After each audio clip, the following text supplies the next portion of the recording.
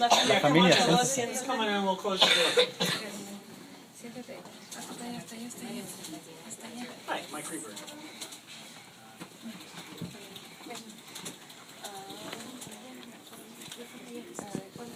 So, we are here. Thank you for meeting with us at this time. We are here to deliver some petitions that we've collected. Basically, there are actually two families here, not just one. Okay. The first family is, we have Brenda Guzman. Okay. Who's actually detained right now. Okay, she's not here. Okay. She's not here. But here are her mother and her 5 U.S. citizen children. Okay. And so, also and her father. And then we also have the Canenguez family. Some of the boys are under Ramirez in their last name, but there's 3 of them here. And then the mother and the other son are just right there. Okay, now I've been hearing a little bit about the Guzman family. What's going on with that? So, basically, just real quick, we've collected, for the Canenguez family, we've collected nearly 8,000 signatures. Okay. Asking for, that they be granted prosecutorial discretion to Ana and her 4 sons, who are right here. Okay, so what's the situation here? Because I know a little bit about what's happening with the other ones. So what's going on with this?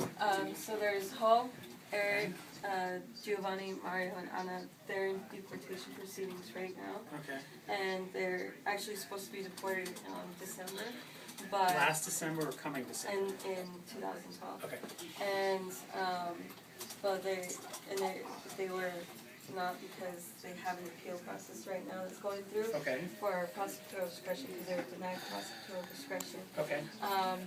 But I have their stories right here. Basically, just to like put it in a nutshell. Okay. Basically, they were all caught at the border at different times for different to similar reasons.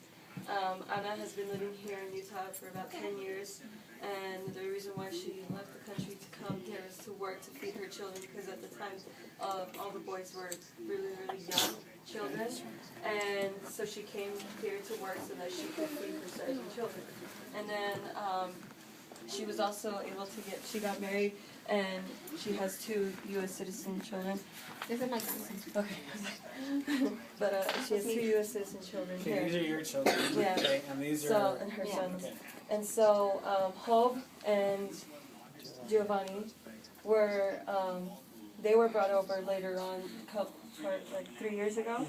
Their lives were threatened by gangs in El Salvador, and they were, basically, they came through the border as well in attempts to come to safety, because Ana was very worried about the safety of her sons. Because over there, in the gangs, it's either kill or be killed. And so that's the situation there with those 2. And, but they were with a group of other young individuals who were caught at the border, crossing into the border. The younger ones, Eric and Mario, basically Ana received a call from her ex-husband in El Salvador, who stated that he received an anonymous phone call saying for $25,000, they wanted $25,000 because they knew that she was working here in the U.S. They wanted $25,000, or else the 2 younger sons would be killed. And so, I'm sorry, is this the border of the Mexico-U.S. border? The Mexico-U.S. border, yeah. And but they're from El Salvador. Right. So, so the younger ones, she responds to get them brought over because she feared for their lives, and it's the only solution that she could come up with. And so, when they were crossing through, they were actually caught in Mexico by Mexican officials. Okay. And so she got a visa, went back to Mexico, and was able to get them out, and then they tried to cross the border into the U.S. The group got lost. They had wandered for 3 days, and then she finally turned them into Border Patrol. And that's why right now, so they all have an order for removal, they're in deportation proceedings right now. And so right now, like there's no court hearing. They're kind of just been waiting. I believe the appeal process will take about 8 to 10 months. But the reason why I brought them here is because we feel that there needs to be something pushed, or that they need to, because the appeal will probably be denied for prosecutorial discretion because of the border crossings. But the thing and situation is that this family, their lives are in danger. Their lives are seriously in danger. They fear if she goes back, people are going to go for her for money. They're going to try and kill her. If the boys go back, either they get involved in gangs and violence, or they're going to get killed.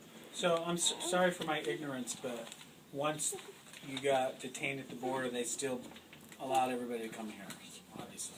Yeah, when the boys were caught at the border, and it doesn't happen often, but, and like, honestly, this is the first time I heard that instead of being detained where they were caught, or to the nearest facility, they were actually transferred here to be with their mother. Okay. And so, but yeah.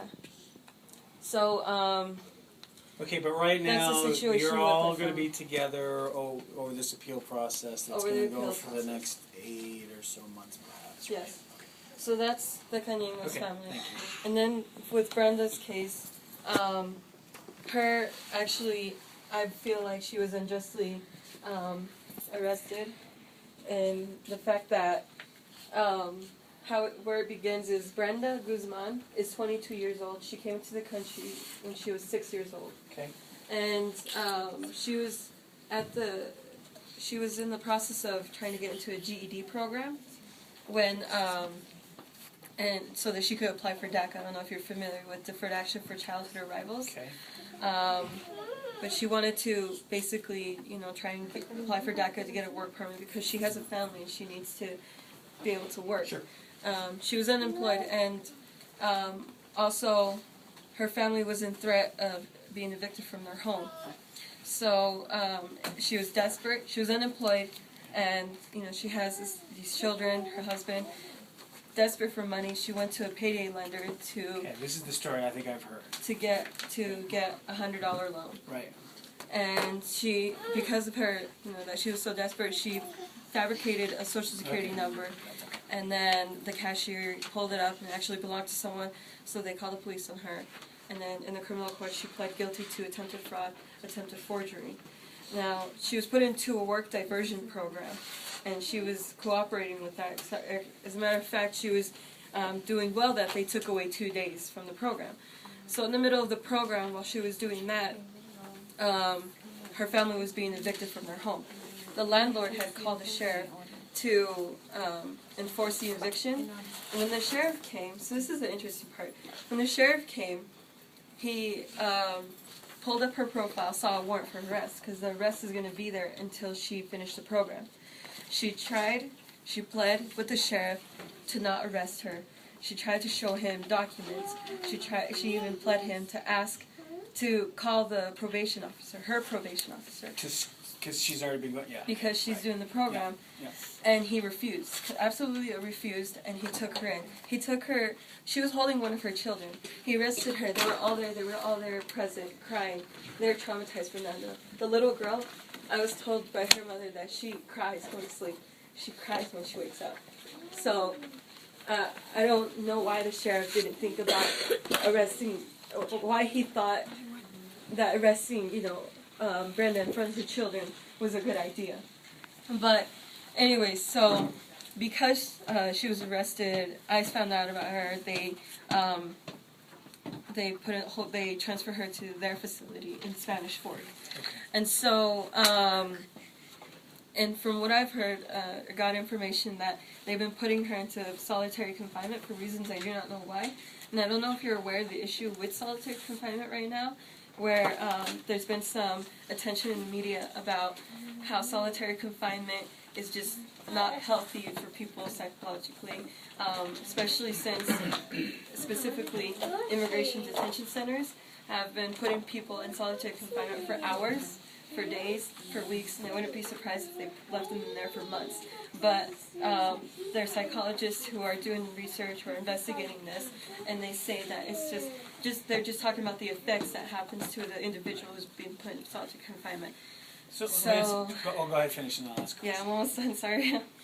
So, I just got their case during the weekend, Okay. and I've been working really hard with other organizers, but Brenda hadn't signed anything, no order of deportation or anything. But last night, yesterday, immigration officials at the detention center had coerced her into signing a machine because they put her in confinement and then, or they put her in a room and then they put this machine in front of her and they told her, this is to release your property to your mother. Sign here and it's to release the property to your mother. And she signed it and then they told her that was also for your deportation. So I feel like that is really unfair that they did that. And the thing is, I wouldn't be surprised if they've done that to others as well, not just her. So why are we here? And why Representative Jim Matheson and not Jason Chaffetz is because Jim Matheson, being a Democrat, we're hoping that he can be a champion in these cases here, for both cases. We would like to know if he will basically, our ask is that he take action somehow to help these families because Brenda, since she had signed, we don't know what she signed because there was no form in front of her or anything. Was is told all is all that document what you just said in here? It is. So it was. She was told that she would be deported tomorrow morning. So that's why there's this urgency. That's why we came here today because there's just.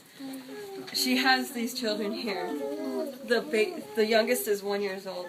I mean, are we really going to let that happen where the 1-year-old child is not going to be able to know his mother? Okay, no, all right. I appreciate you going through this in 10 minutes. I know it's very emotional and it's very in your face, and it's happening right now. She's going to get deported tomorrow, correct? Well, she was told to. Yeah, 4 in the morning. I honestly don't know what actions we can take or can take, and I'm going to have to look into that and see if there is. I know generally congressional office, when it comes to cases like this, we can make inquiries, we can make status inquiries. We don't have the ability necessarily to say stop the process you're in. We can ask what's going on. As we mentioned before, it's outside the congressional district. It's outside the norm for us to engage in cases with people outside. It's not unprecedented, but it's not something we normally do. It's one of those things that the rules of Congress says, you sort of, when you do casework and constituent work, it's the people within your congressional boundaries. Just out of curiosity, have you talked to Congressman Chaffetz's office and see if they want to engage at all? Have you tried to do that? We have not yet. Okay. Or were you But because of the timing frame? All right. and everything, we've talked to the Mexican consulate who are actually doing an investigation as we speak, and I'd like to know, well, he'd like to know if Representative Matheson, this office will work with the Mexican consulate. Okay. Are they, I'm happy to take are all your asks in here? So the asks is in there. Okay. The Mexican consulate part isn't on. Okay. How were they going to make contact with us? When you dealt with them? How did that conversation go? Basically, everything's just been evolving since last night. Okay. So I can have them contact you. All right. Here's what. Sit tight. I'm going to get a couple calls.